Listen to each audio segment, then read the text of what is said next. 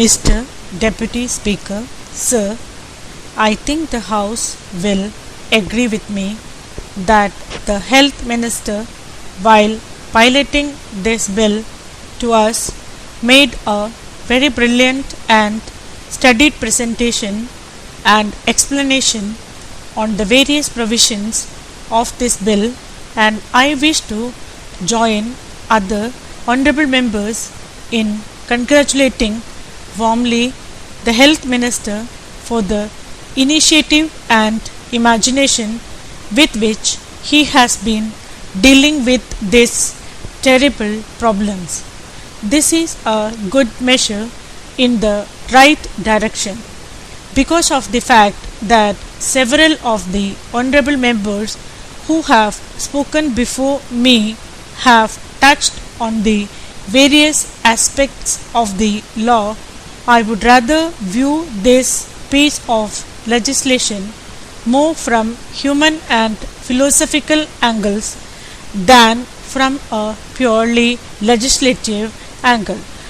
A piece of legislation such as this, which is a social economic legislation, obviously is to be preceded by public opinion.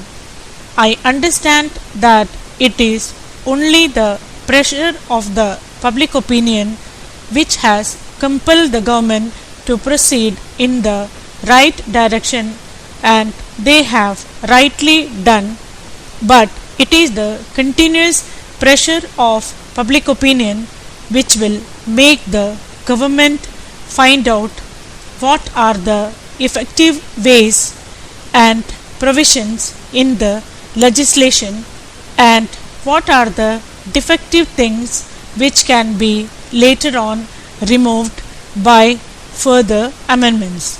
I hope the government will have a constant eye on how the public opinion reacts to the various legal and penal provisions contained in this measure.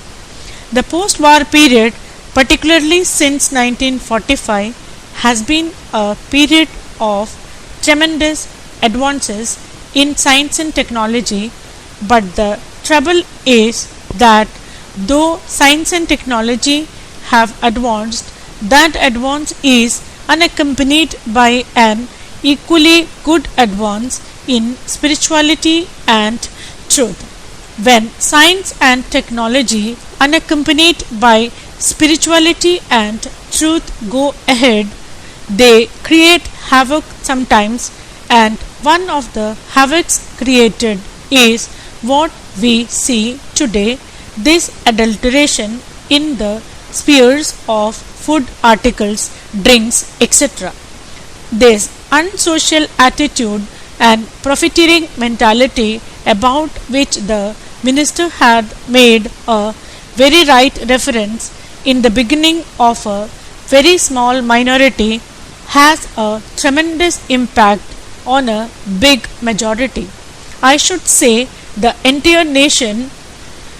These unsocial and antisocial attitudes and activities have to go, but they cannot be removed merely by legislation.